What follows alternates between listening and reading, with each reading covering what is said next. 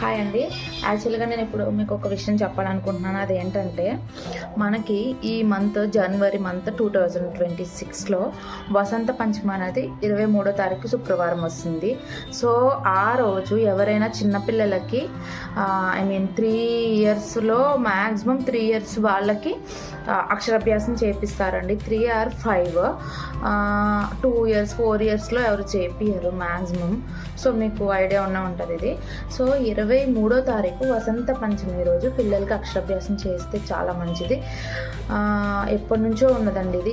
ఇప్పుడు నేను చెప్తున్నాను కాదు.